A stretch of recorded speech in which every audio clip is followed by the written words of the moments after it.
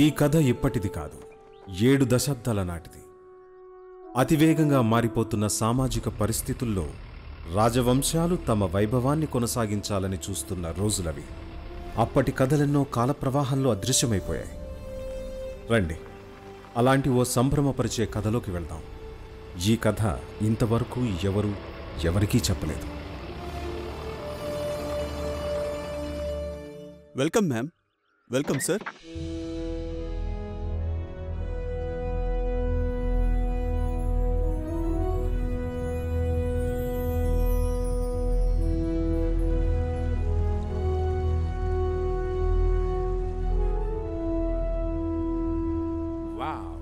Thank you. Wonderful. రాజమాత తమ పూర్వీకులిచ్చిన ఈ ప్యాలెస్ని ఎంతో శ్రద్ధగా పదిలపరిచారు. రండి సార్.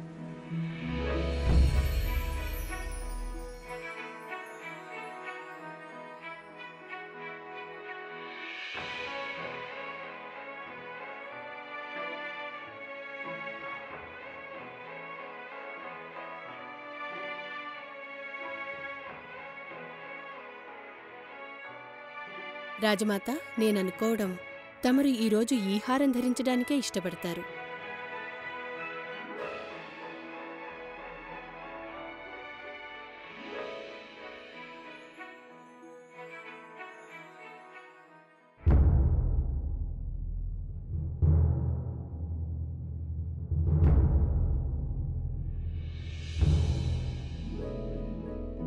వద్దు, ఇదొద్దు.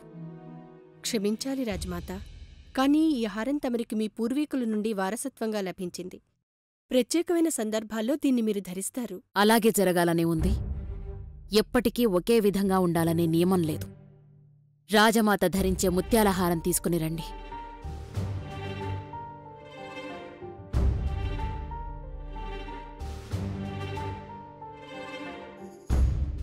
మరోలా భావించనంటే ఓ చిన్న మాట.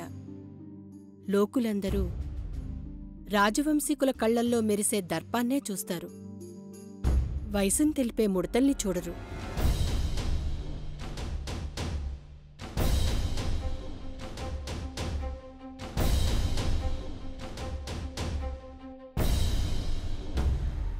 బయట మా కోసం అతిథులు ఎదురుచూస్తూ ఉంటారు యశోద.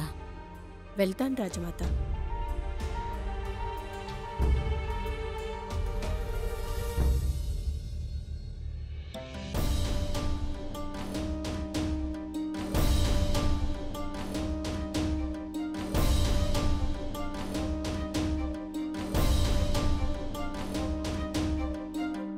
రాజమాత ప్రియంవదాదేవి గారు మరి కాసేపట్లో విచ్చేస్తారు. అలాగేనండి.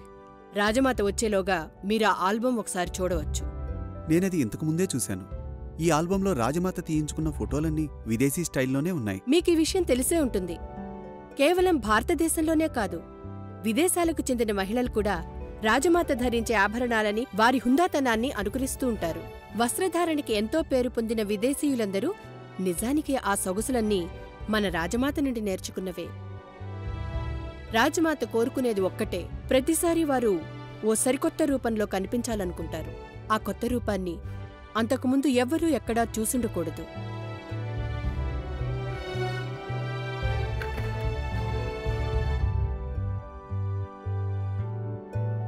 It's also beautiful. But I am unable to find the center. ఇందులో ఏదో తక్కువైంది. ఆ కొరత కూడా లేకుండా ఉంటే అందరి కళ్ళు అక్కడే నిలిచిపోతాయి. మీరంటున్న ఆ కొరత ఇప్పుడు తీరిపోయినట్టే కదా. నన్ను చూసిన వారెవరూ తమ కళ్ళని ఇంకోవైపుకు తిప్పుకోలేరు. Yes, Your Highness. This was the center I was searching for.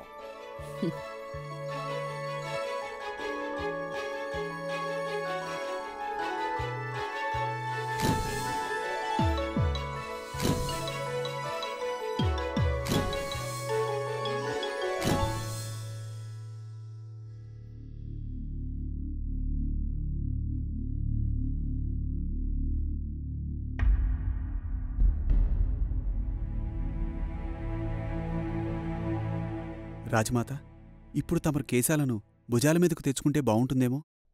Carry on please. చూసేవారెవరైనా రాజవంశీకుల కళ్లలో మెరిసే దర్పం వైపే చూస్తారు. వయస్సును సూచించే ముడతలను ఎవ్వరూ చూడరు. Shoot please.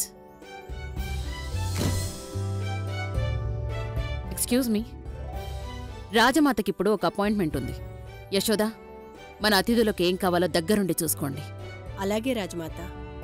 రాజమాత గారు తమ సుపుత్రుడు రాణా ఇంద్రవదన్ దేవ్ గారి స్వాగతానికి ఏర్పాట్లు చేస్తారు. మా రాణాగారు 6 సంవత్సరాల తర్వాత తమ సంస్థానానికి తిరిగి వస్తున్నారు. రాజమాత, మీరు రాణాగారితో కూడా ఫోటో సెషన్ ఏర్పాటు చేయించగలిగితే.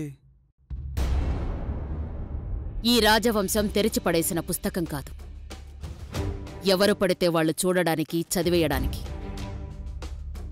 లోకానికి మేము ఎంత తక్కువగా కనపడితే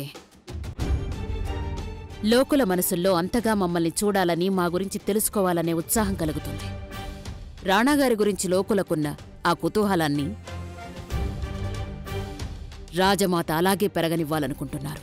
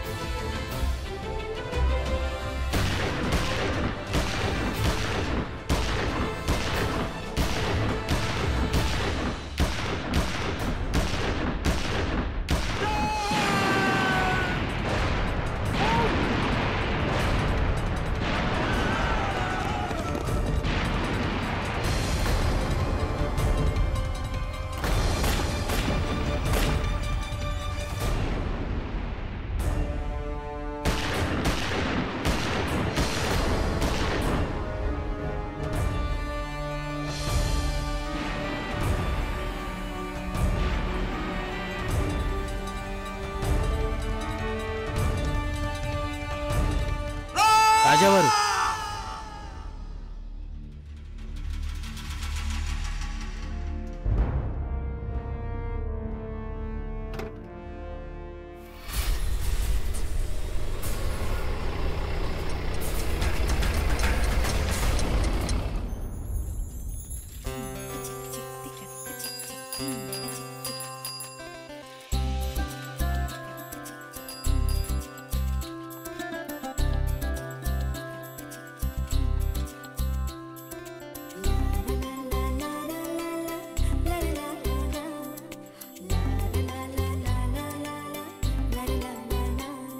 త్వరగా అటుకేసి తీసుకెళ్ళండి. రాజావారు వచ్చే సమయమైంది. అటు కాదు, ఇటు ఇటు.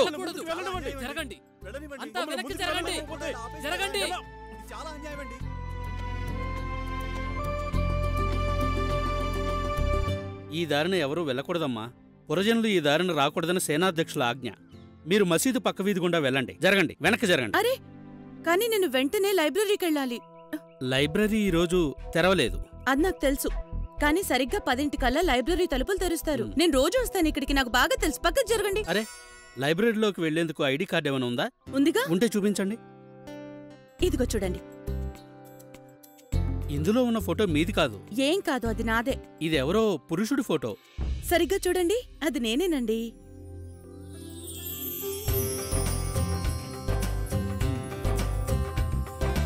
మీసాలేవి? తీసేశాను. మూర్ఖుణ్ణి అనుకుంటున్నావా? అందరూ అలా అంటారా? నీ పేరు శ్యామ్ అంటావా? శ్యామ్ కాదండి, శ్యామా. అసలేమైందంటే ఈ కార్డ్ బాగా నలిగిపోవడంతో చివరనున్న దీర్ఘం చెరిగిపోయింది. శ్యామా. పరాజకాలాడుతున్నావా? అమ్మా శ్యామా,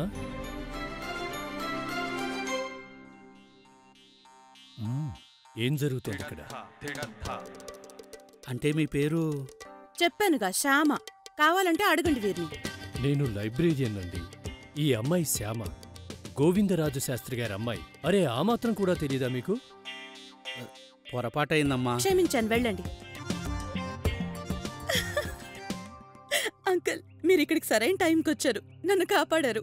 ఏమిటమ్మా గాయత్రి, నీకిలా ఎన్నాళ్ళు సాగుతుంది? ఎప్పటికీ ఇలాగే మీ అన్నయ్య కార్డే వాడతావా నువ్వు? ఏం చేసేది అంకుల్, మీకు మా అమ్మ సంగతి తెలుసుగా. కార్డ్ చేయించుకుంటానంటే అస్సలు ఒప్పుకోదు. అందుకేగా అమ్మకు తెలియకుండా లైబ్రరీకి వస్తుంటాను. ఇప్పుడు ఇదంతా కాదు గాని ముందు చెప్పండి నాకు, ఇక్కడ ఇంతమంది సైనికులు ఎందుకున్నారు? దారులన్నీ మూసిపెట్టారేంటి? ఎటు వెళ్ళినా అట్నుంచి కాదు ఇట్నుంచి కాదు అంటున్నారు. అసలేం జరుగుతోంది? ఎల్లుండి మీటింగ్ ఉంది కదా, దాని గురించే ఈ ఏర్పాట్లన్నీ. అమ్మా, నీకి తెలుసా, ఈరోజు మన రాణాగారు వస్తున్నారు. ఆ, తెలుసు, విన్నాను. మనసారా సంతోషించాను. ఎంతో తేలిగ్గా ఉందిప్పుడు. రెండో ప్రపంచ యుద్ధం లాంటి ఇంత పెద్ద పోరాటానికి వెళ్లి రాణాగారు క్షేమంగా ఇంటికి తిరిగొస్తున్నారు. గాయత్రి, ఏమిటి అంతగా ఆనందిస్తున్నావు? యుద్ధం చేసి తిరిగి వస్తున్నది నీ సొంత మనిషి అన్నట్టుగా. ప్రజలందరికీ వాళ్ల రాజు ఎప్పటికీ సొంత మనిషే. అలా అని ప్రజలనుకుంటారు, రాజులనుకోరు. శతాబ్దాల నుండి అలాగే కదమ్మా జరుగుతోంది. ఎందరో రాజులు, మహారాజులు పాలించారు, కాని ప్రజలను పట్టించుకోలేదు. వాళ్ల బాధలను, కష్టాలను ఏ మహారాజు తీర్చే ప్రయత్నం చేయలేదు. అందరు రాజులు ఒక్కలా ఉండరంకుల్. ఇక మన రాణాగారంటారా, వారిది చాలా మంచి మనసు. నీకెవరు చెప్పారు? మనసు, నా మనసు చెప్తోంది. అయినా మీకు తెలీదా, రెండో ప్రపంచ యుద్ధానికని మిగతా రాజులందరూ తమ సైన్యాన్ని ఇంగ్లాండ్కు పంపించారు. కానీ రాణా వారేం చేశారు? వారే స్వయంగా యుద్ధానికి వెళ్లారు. దీన్ని బట్టి ఏం తెలుస్తోంది? మన రాణాగారు మిగతా రాజుల వంటి వారు కాదని. అమ్మ గాయత్రి, నువ్వున్నావే. రాణాగారికి రాణాగారికి రాణాగారికి రాణాగారికి రాణాగారికి రాణాగారికి రాణాగారికి రాణాగారికి.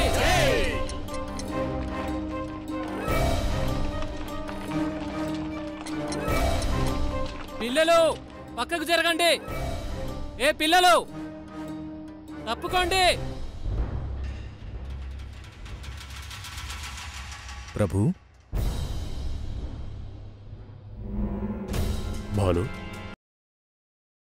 అరే, ఏంటమ్మా గాయత్రి, ఒక వారం రోజుల్లోనే ఈ 3 పుస్తకాలు చదివేశావా? ఇవి నేను 2 రోజుల క్రితమే చదివేశాను. ఈసారి నేను 3 కాదు 4 పుస్తకాలు తీసుకెళ్తాను. సరే సరే, వెళ్ళు. నీకు కావలసిన పుస్తకాలేమిటో తెచ్చుకో.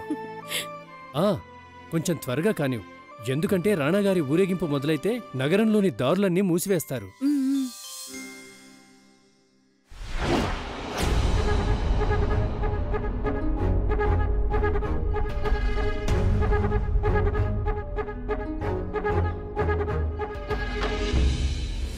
ఇంకా ఎంతసేపు? మనం ఇంకా ఎంతసేపు ఇలా రాణా అన్నగారి కోసం ఎదురు చూడాలి? ఇక్కడికొచ్చి గంట దాటింది.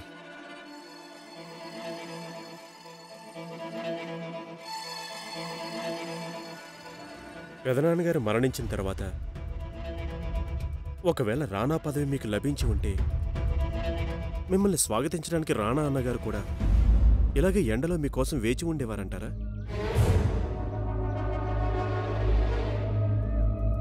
లక్ష్యరాజ రాజకుమారా, మీరు ఈ రాజవంశానికి వారసులు, మా సుపుత్రులు మీరు. ఇలాంటివన్నీ మాట్లాడడం రాజవంశీకులకు ఏమాత్రం నప్పదు. ముందు మా పెద్దన్నయ్య గారు ఈ రాజ్యమేలారు. ఇప్పుడు వారి పుత్రుడు ఇంద్రవదన్ గారు రాణా అయ్యారు. ఈ వాస్తవాన్ని మీరు ఎంత త్వరగా అర్థం చేసుకోగలిగితే అంత త్వరగా మీ ఆందోళన తగ్గుతుంది. ఇంకొక వాస్తవం కూడా ఉంది. మీరు కూడా జీవితాంతం మాలాగే రాజకుమారుడిగానే ఉండక తప్పదు. ఒక్కటి మాత్రం మరవకండి, అధికారం మీ జాతకంలోనే లేదు. పోతే మన రాజ్యం పట్ల విశ్వాసాన్ని చూపించటం మీ బాధ్యతను గుర్తుంచుకోండి.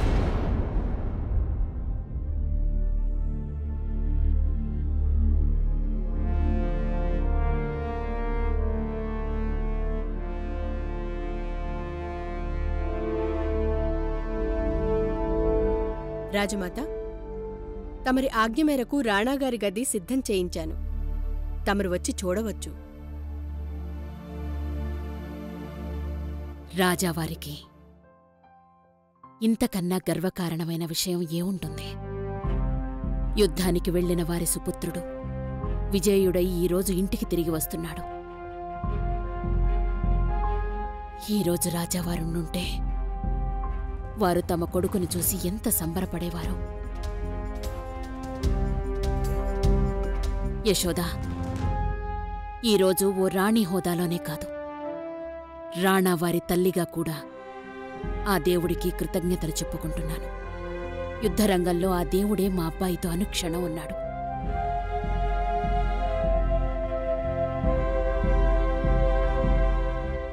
సింహదేవ రాజవంశ ధైర్య సాహసాలను చాటి చెప్తూ రాణాగారు తమ తండ్రికి మరింత గొప్ప పేరు తెచ్చిపెట్టారు. రాణాగారి ఈ విజయం మనందరికీ ఎంతో గర్వకారణమైంది.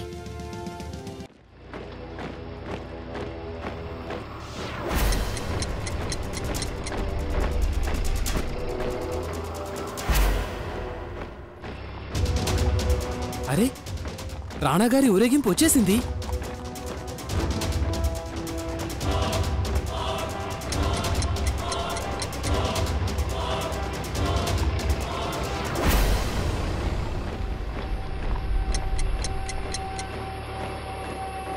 రాణాగారి రాకక ఎదురు చూస్తూ కలిగిన అలసటే మర్చిపోయాను.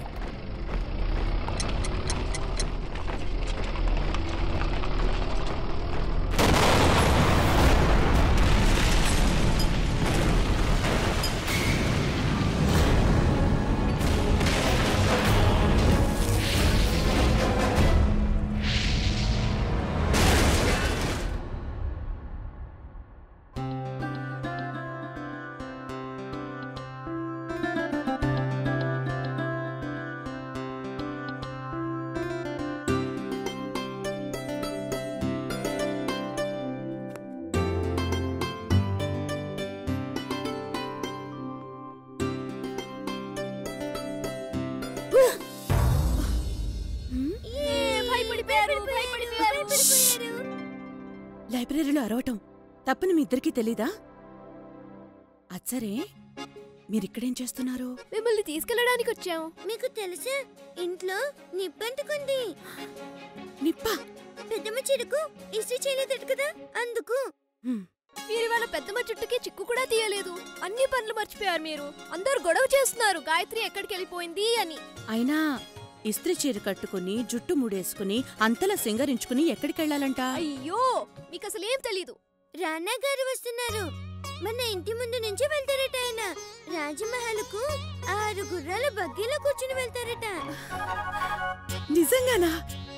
రాణా గారు మనింటి మీదుగానే వెళ్తున్నారా? అవును. అయితే త్వరగా ఇంటికెళ్ళిపోవాలి. ఇంతవరకు రాణా గారిని నేనెప్పుడూ చూడలేదు. ఇలాంటి మంచి అవకాశం నేను ఎలా వదులుకోగలను? రండి రండి, ఎంత బాగుంటుందో కదా రాణా గారు మన ఇంటికి.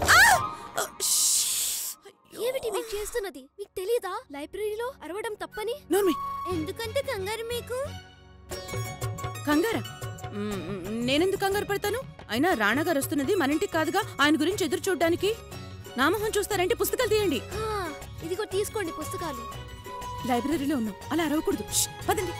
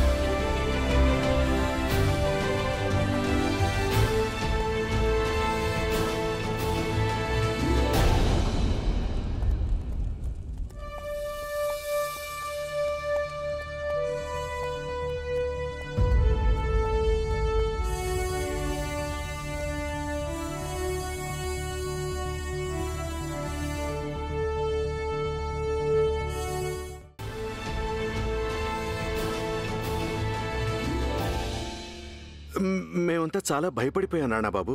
కానీ మిమ్మల్ని క్షేమంగా చూస్తుంటే మాకు చాలా సంతోషంగా ఉంది. సంతోషించారా లేక కంగు తిన్నారా? ఒకవేళ మేమే ఆ కారులో గనక ఉండి ఉంటే ఇక్కడ ప్రాణాలతో ఎలా ఉన్నామనా? దీని గురించి ఆశ్చర్యపడుతున్నారా మీరు? అవుననుకోండి, కానీ ఆ దేవుడి దయ వల్ల మీరిప్పుడు సురక్షితంగా ఉన్నారు. దేవుడి దయతో కాదు, భాను మా ప్రాణాలు కాపాడారు. భానుకి బాగా తెలుసు గుర్రపు స్వారీ అంటే మాకు ఎంత మక్కువ అన్నది.